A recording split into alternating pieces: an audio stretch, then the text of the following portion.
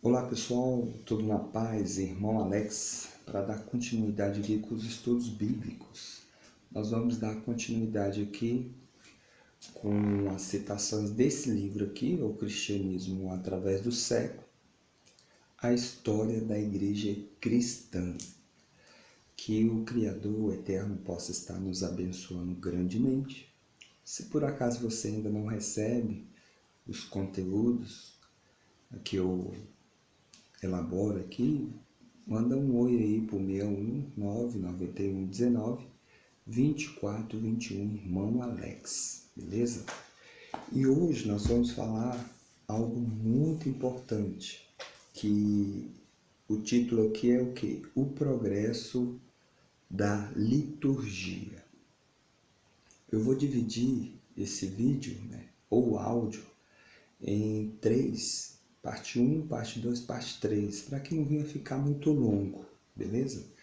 Eu quero tentar deixar bem claro aqui para as pessoas, que hoje em dia, quando você vai na igreja e você vê toda aquela liturgia, você vai começar a compreender o porquê daquilo tudo.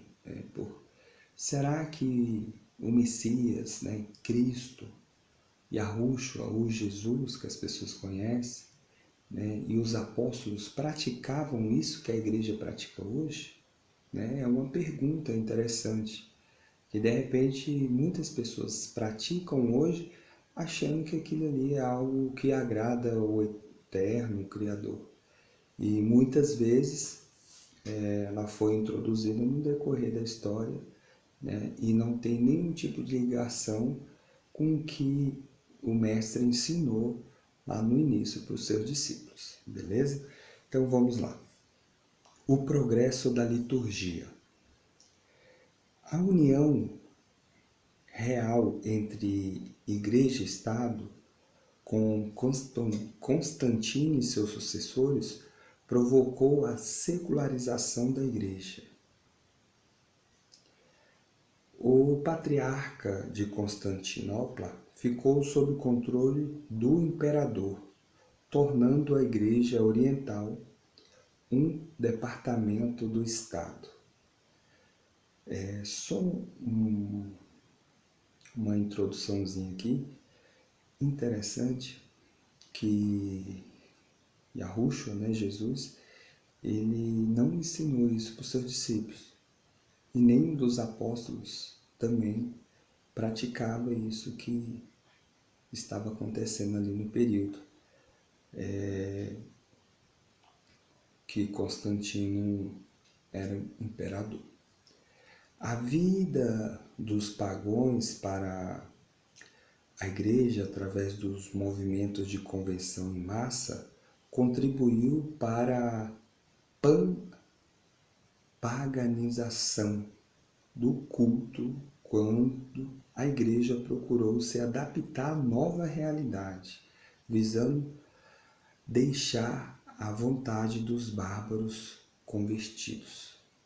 Então, você percebe que naquele período as pessoas saíam para poder estar um império, ele tinha um poder muito grande. Quando ele chegava para invadir algumas cidades, ou guerrear, eles deixavam bem claro para aquelas pessoas se elas aceitavam a fé. Ou elas aceitavam a religião do império, que aqui no caso eles colocam como cristianismo, ou as pessoas é como se elas estivessem indo contra o império. Então, muitas dessas pessoas não se converteram, e entraram na religião. Essas entradas de pagãos, muitos dos quais eram apenas cristãos nominais, só de nome, falava que seguia a Cristo só pelo nome, mas na realidade não seguia. Obrigou a igreja a convocar o Estado para ajudá-la na manutenção da disciplina, com o uso do poder civil para punir as faltas eclesiásticas. Em 529, Justiniano, imperador do Império Oriental, ordenou o fechamento da Academia de Atenas. Até essa época, a filosofia grega pagã era ensinada ali.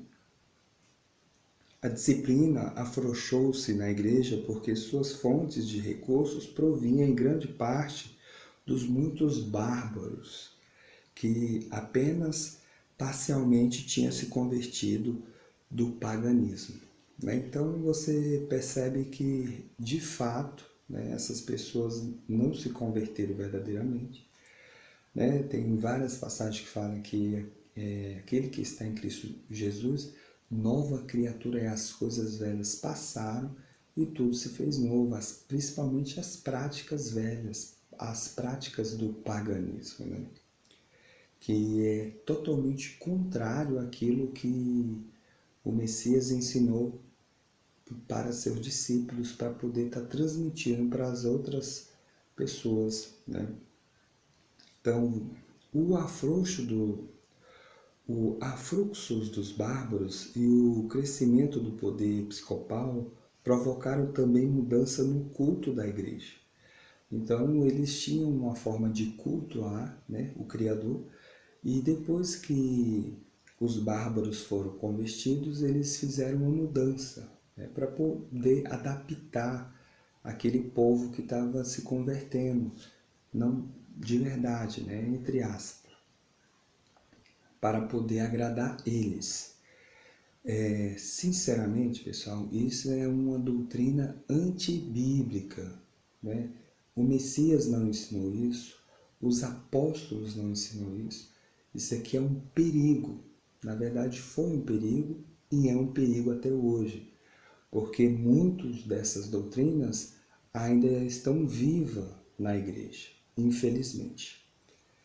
Mas eu e você podemos fazer a nossa parte e não praticar. Você não é obrigado a praticar essas doutrinas, a não ser que você queira fazer aquilo que é contrário ao que o Messias ensinou para seus discípulos.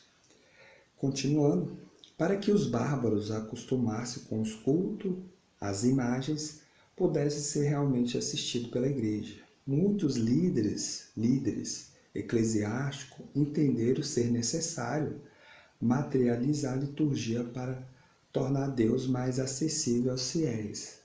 Fizeram totalmente ao contrário, tudo ao contrário.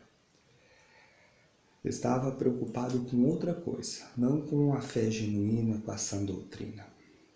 A veneração de anjos, santos, relíquias, imagens e estátuas foi uma consequência lógica desse procedimento.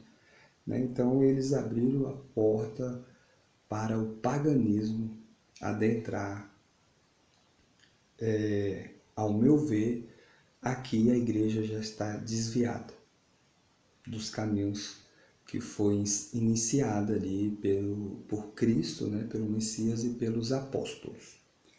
A intimidade com o Estado monárquico também determinou uma mudança no culto, passando-se de uma forma democrática, simples, para outra mais aristocráticas e colorida de liturgia, com uma clara distinção entre o clero e o laicato. Então aqui, pessoal, é um outro assunto totalmente... Se você olhar para o que Jesus ensinou para os seus discípulos, derruba toda essa doutrina aqui, que foi adaptada nesse período, dentro ali do seio da igreja. Separação dos sacerdotes, dos leigos, das pessoas mais simples, como se eles fossem melhores. Jesus estava no meio do povo.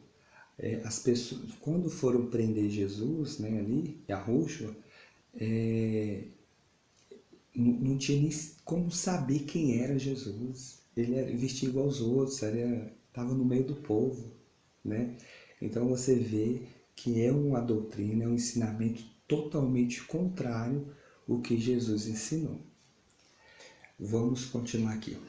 O domingo tornou-se o dia principal do calendário eclesiástico, depois que Constantino estabeleceu que esse seria o dia de culto cívico e religioso.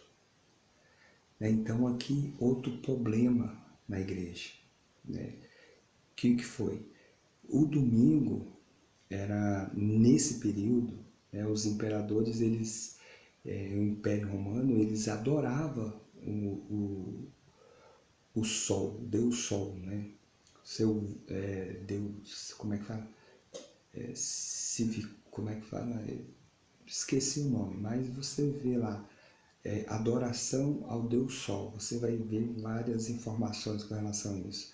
E essa adoração era feita no domingo, interessante.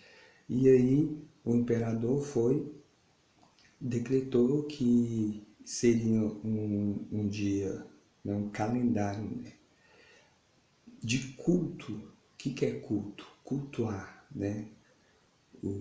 no domingo. Cívico, civil e religioso. Então ele fez uma junção ali e daquele momento, os cultos começou a ser celebrado no domingo. E você percebe que até os dias de hoje, a igreja ela tem um apego muito grande pelo domingo. Dia de ceias, celebrações, as festas, normalmente é no dia de domingo, que foi adaptado a adoração ao Deus Sol. E acabou a igreja praticando, porque Constantino tinha uma autoridade muito grande ali naquele período. Ele era um imperador, então tudo que ele falava, praticamente a igreja tinha que fazer. Então, já que nós vamos dividir em 3 partes, esse vídeo vai ficar só até aqui e nós vamos dar continuidade no parte 2, que é o progresso da liturgia, parte 2, beleza? Então, que o Eterno possa estar te abençoando grandemente, e um abraço e até o próximo vídeo.